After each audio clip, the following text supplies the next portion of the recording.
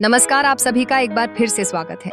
आइए कार्तिक में आज सुनते हैं सीता जी की नितनेम की कहानी। माना जाता है इस कहानी को सुनने से आपके घर धन के भंडार भर जाते हैं। यह कहानी माता सीता कहती थी और श्री राम इसे सुना करते थे।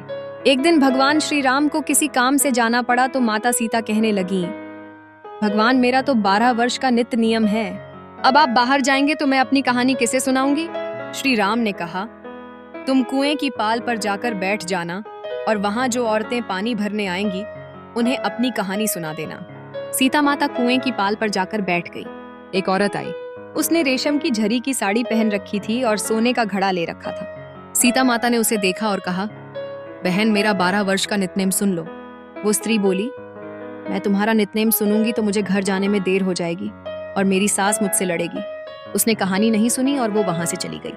घर पहुंचने पर उसकी रेशम की जरी की साड़ी फट गई और सोने का घड़ा मिट्टी के घड़े में बदल गया। जब उसकी सास ने यह देखा तो पूछा, अरे ये किसका दोष अपने सिर लेकर आ गई है? बहू ने कहा, कुएं पर एक औरत बैठी थी। उसने कहानी सुनने के लिए कहा, लेकिन मैंने नहीं सुनी जिस कारण मुझे यह फल मिला। बहू की बात सुनकर अगले दिन वही साड़ी पहनकर और घड़ा लेकर सास कुएं की पाल पर गई। सास को वहीं माता सीता बैठी हुई मिली तो माता सीता ने उससे भी कहा, बहन मेरी कहानी सुन लो। सास बोली, एक बार छोड़ो, मैं तो 4 बार सुनूंगी। माता सीता ने कहानी सुनाई। राम आए लक्ष्मण आए, देश के पुजारी आए निजनेम का नेम लाए। आओ राम, बैठो राम, तपी रसोई ज्यो राम, माखन मिश्री खाओ राम, दूध पताशा पियो। राम सूत के पालका मोठो, राम शाल दुशाला, पोठो राम शाल दुशाला, ओढ़ो राम। जब बोलूं जब राम ही राम राम सवारे, सबके काम खाली घर भंडार भरेंगे, सबका बेड़ा पार करेंगे। श्री राम जय जय राम। सास बोली, बहन कहानी तो बहुत अच्छी लगी। कहानी सुनकर कर सास अपने घर आ गई। घर आते ही उसकी साड़ी फिर से रेशम की जरी की बन गई और मिट्टी का घड़ा फिर से सोने के घड़े में बदल गया। बहू कहने लगी, सासू माँ आपने यह सब कैसे किया? सास ने कहा, तू तो दोष लगा के आई थी, अब मैं दोष उतार कर आ रही हूँ। बहू ने कहा, वह कुएं वाली स्त्री कौन थी? सास ने बोला, वो सीता माता थी। वह पुराने से नया कर देती है, खाली घर के भंडार भर देती हैं, लक्ष्मी जी का वास घर में करा देती हैं, आदमी की जो भी इच्छा हो उसे पूरा कर देती है। बहू बोली, ऐसी कहानी मुझे भी सुना दो। सास बोली, ठीक है, मैं तुम्हें भी सुनाती हूँ, चलो सुनो। सास ने कहानी शुरू करी। राम आए लक्ष्मण आए, देश के पुजारी आए, नितनेम का नेम लाए।